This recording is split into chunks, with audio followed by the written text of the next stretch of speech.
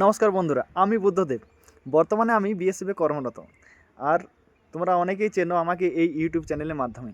আজ তোমাদের সাথে কোনো ডিউটির গল্প নয়, বরং আজ তোমাদের স্বপ্ন পূরণ নিয়ে কথা বলবো। অর্থাৎ যারা ভাবছো এসএসসি জিডির জন্য প্রিপারেশন নেবো বা এসএসসি জিডির জন্য প্রিপারেশন নিচ্ছ, তাদের জন্য কিন্তু এই ভিডিওটা খুব স্পেশাল হতে চলেছে। তাই ভিডিওটি কোথাও স্কিপ না করে প্রথম থেকে শেষ অবধি কিন্তু দেখতে থাকো। দেখো, পরীক্ষা প্রস্তুতি নেওয়ার আমি 5টি ধাপ বলবো, যেগুলো আমি নিজেও মেনে চলেছিলাম। 1 নম্বর পয়েন্ট কি, সিলেবাসের পোস্টমর্টম। অর্থাৎ প্রথমে সিলেবাসটা ভালো করে বুঝে নেও। সিলেবাসে কী কী আছে?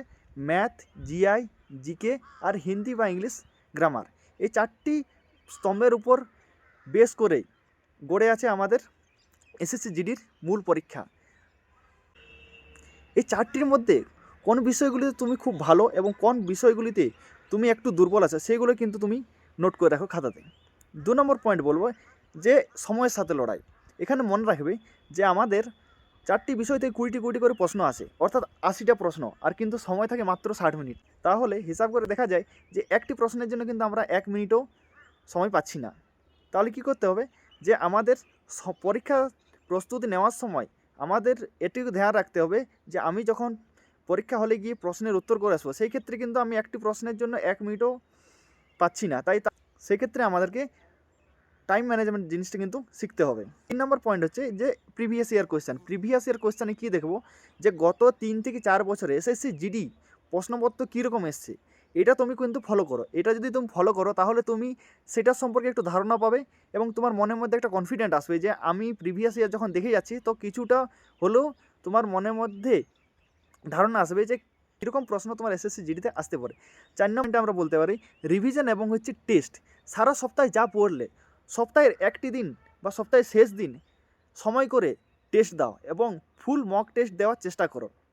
দেখো তোমার নাম্বারটা কোথায় গিয়ে দাঁড়াচ্ছে এবং কোন জিনিসগুলিতে তোমার একটু দুর্বল লাগছে বা তোমার টাইম লাগছে, সেইগুলো প্রতি একটু বেশি প্র্যাকটিস করো এবং সেইগুলিতে একটু বেশি মনোযোগ দাও। 5 নম্বর পয়েন্ট এবং সর্বশেষ পয়েন্ট, সবথেকে বড় কথা হলো মানসিকভাবে তুমি কিন্তু শক্ত থাকো। লড়াইটা লম্বা কিন্তু শেষটা খুবই কিন্তু সুন্দর। বন্ধুরা, আজ আমি যেখানে দাঁড়িয়ে আছি, কাল আমার জায়গায় তোমরাও আসবে। তোমাদের গায়েও কিন্তু একদিন ইউনিফর্ম উঠবে। মনে রাখবে, পরিশ্রমের কোনো কিন্তু বিকল্প নেই।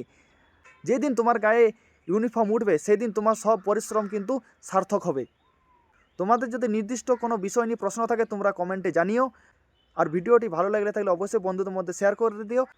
আর যারা তোমরা আমার চ্যানেলে নতুন, তারা কিন্তু সাবস্ক্রাইব করে রাখো। এসএসসি জিডি সংক্রান্ত কোনো প্রশ্ন থাকলে তোমরা কমেন্ট করো। জয় হিন্দ।